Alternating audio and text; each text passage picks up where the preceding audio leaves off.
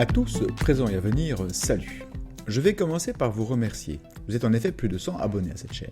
J'avoue que c'est un cap que je m'étais fixé en ce début d'année. Voilà un objectif rempli. Prochaine étape, les 250. Alors je sais que ces vidéos ne sont pas parfaites et je remercie ceux qui, avec bienveillance, m'indiquent les points d'amélioration. Je tente à chaque fois d'y prêter attention. Voici donc la troisième et dernière partie sur le futur de la marine française. Nous finissons avec les sous-marins. Dans la littérature, on parle de classe Barracuda, qui est le nom du projet, mais j'avoue que je préfère garder l'approche où la classe se nomme d'après le nom du premier navire mis à l'eau. Je parlerai donc plus volontiers de la classe Suffren, pardon si parfois je la prononce Suffren.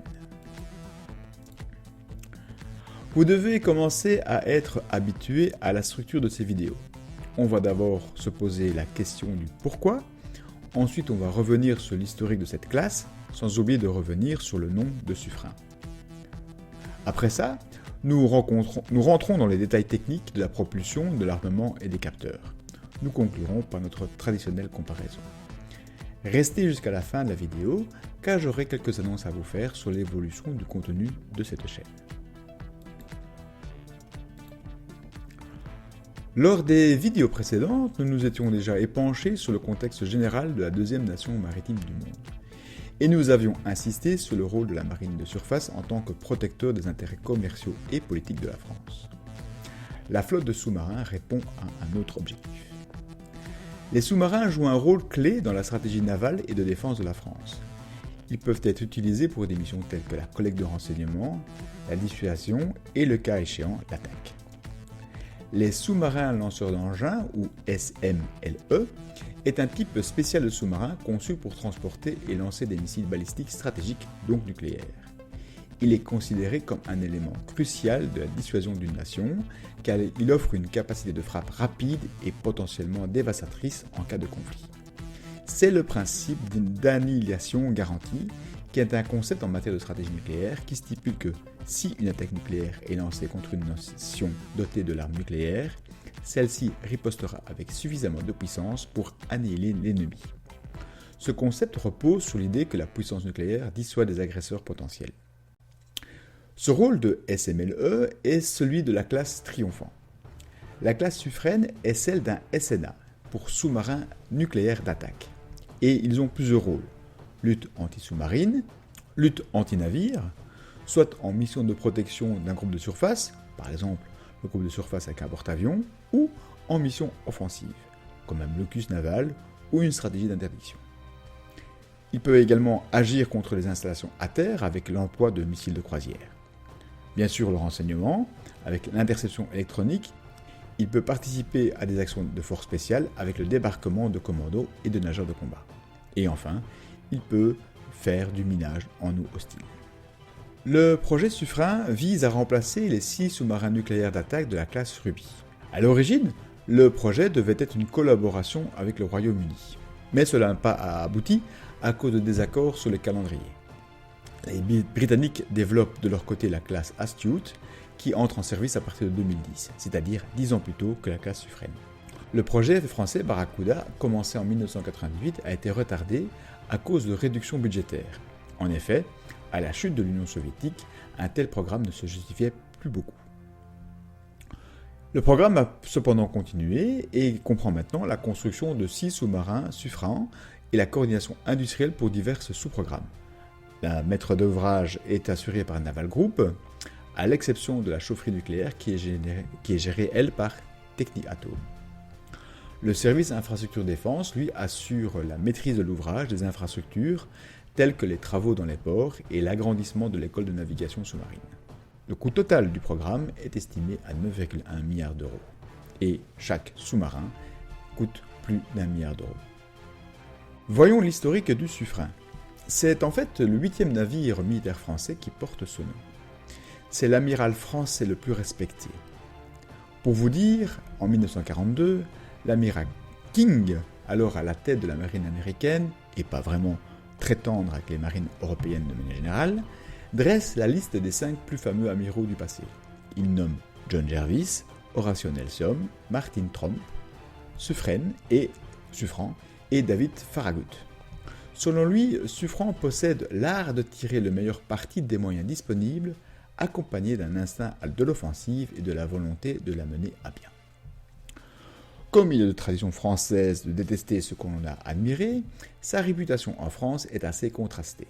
On lui reproche son embonpoint, son comportement. Bon, c'est évidemment un homme de l'Ancien Régime. Donc, Pierre-André de Suffren, dit le bailli de Suffren, est également connu sous le nom de Suffren de Saint-Tropez. D'où la petite photo que vous avez de M. Suffren à Saint-Tropez. Il est né le 17 juillet 1729 au château de Saint-Cana, près d'Aix-en-Provence, et il y est mort le 8 décembre 1788 à Paris. C'est le 12e de 14 enfants de la fratrie, avec 7 garçons et 7 filles, dont 9 parviendront à l'âge adulte. Moi, chaque fois que je vois ces chiffres, quand on y pense, même pour les aristocrates, c'est un ratio qui est quand même terrible. Bref. Lors de la guerre anglo-espagnole, une flotte de la marine espagnole s'était réfugiée à Toulon. C'est une situation qui était très humiliante à la fois pour les Espagnols, mais également pour la France, parce que le blocus anglais les forçait à ne plus pouvoir sortir de leur propre port. Le gouvernement français décida donc de fournir à son allié espagnol la protection d'une escadre pour forcer le blocus et leur permettre de gagner Barcelone. Les Franco-Espagnols tentent une sortie le 22 février 1744. Les 28 navires franco-espagnols se retrouvèrent engagés ainsi par les 32 vaisseaux de l'escadre anglaise. Le jeune Suffren, il y a 15 ans, y connaît son baptême de feu dans les échanges de tirs entre le solide, sur lequel il était, et le Northumberland. Comme quoi, voilà un lien qui est créé entre deux vidéos. Foncez regarder le short sur le Northumberland et abonnez-vous. La carrière de Suffren est très longue. Il est fait prisonnier par les Anglais, libéré, monte les échelons de la hiérarchie, participe à la guerre d'indépendance des USA, c'est d'ailleurs peut-être pour ça qu'il est aussi célèbre. Bref, il connut bien des batailles, où on peut voir que les Français se sont tout compte fait bien battus, loin de l'image que l'on peut avoir de défaite à cause de Trafalgar. Dites-moi d'ailleurs en commentaire si une vidéo sur sa carrière ou sur les batailles gagnées par les Français vous intéresse. Pour terminer ce chapitre, je ne peux m'empêcher de signaler pour ceux qui naviguent du côté de Saint-Tropez ou du Hélière que la frégate lance-missile bien visible avec son dôme et qui protège, en étant un brise-lames, le port de Avis, qui est un port d'essai de missiles de l'île de Levant, juste en face de Port-Mans, c'est un Suffren. C'est la frégate lance-missile Suffren. D'ailleurs, puisqu'on parle de Saint-Tropez et de cette région-là, magnifique d'ailleurs, je vous invite à visiter le musée de la Marine qui est à la citadelle de Saint-Tropez. Il est vraiment très bien, et l'histoire de ce Suffren y est bien racontée. Entrons dans la partie technique par la propulsion. La classe Suffren est beaucoup plus imposante que l'ancienne classe Ruby. Il en est fait un tonnage 2 fois supérieur et est plus long de 33%. Un sous-marin est déjà compliqué à fabriquer, et les sous-marins modernes n'échappent pas à la complexité de l'armement moderne. Chaque sous-marin comprend ainsi 700 000 composants élémentaires, 70 000 assemblages, 500 systèmes et sous-systèmes, 200 applications informatiques, et qui totalisent, elles, 21 millions de lignes de code. Il y a également 20 km de canalisation, 150 km de câblage électrique, et 10 000 personnes ont participé à sa construction. Un très très beau projet. Pour propulser ce monstre sous l'eau, il faut une sacrée puissance. C'est un réacteur nucléaire de 150 MW thermique qui donne de l'énergie au vaisseau. La puissance électrique disponible est de 20 MW, ce qui n'est pas vraiment un rendement de fou, au point que j'en viens à douter de ce chiffre. Mais bon. Ce qui est vraiment la marque de fabrique de cette classe est la pompe hélice, qui est sous le capot, et les 4 safrans qui remplacent les traditionnels ailerons de gouvernail et de direction, et la barre de plongée. Cette configuration particulière a été testée dans les bassins de Val-de-Rieu, que nous avons pu le voir déjà sur cette vidéo.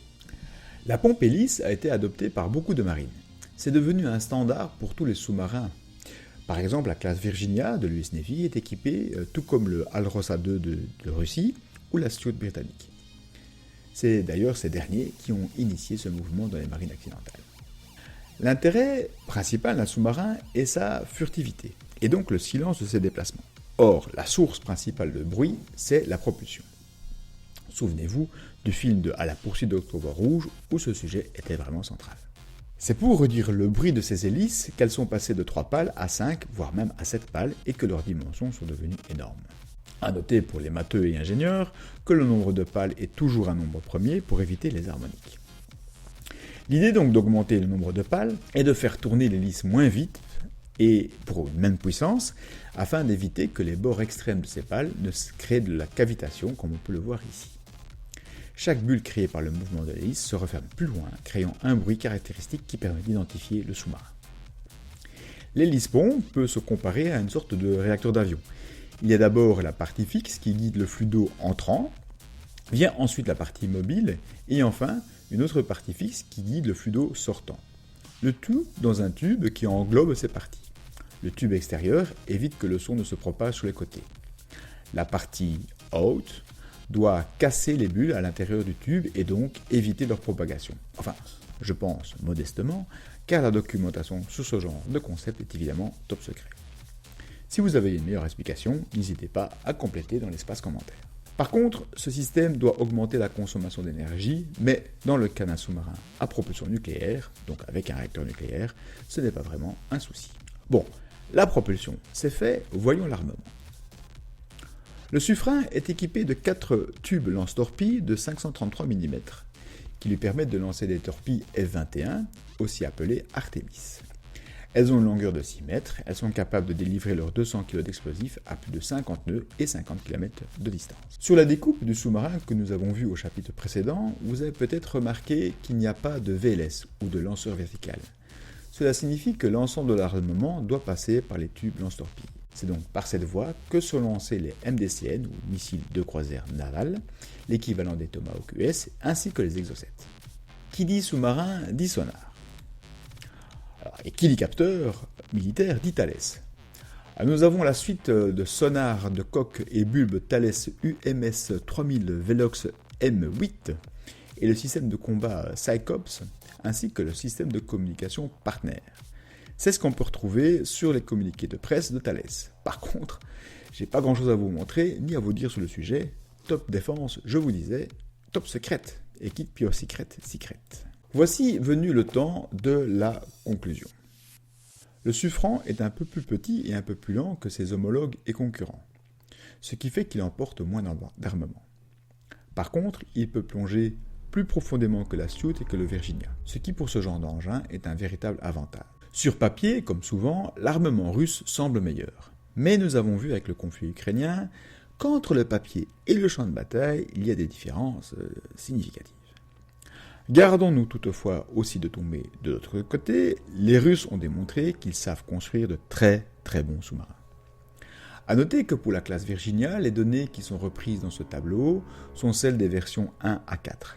La version 5 écrase littéralement la concurrence avec ses 140 mètres, ses 10 200 tonnes. Et les chantiers US sont capables d'en sortir un tous les ans, et ce en temps de paix. On n'est clairement pas dans la même division.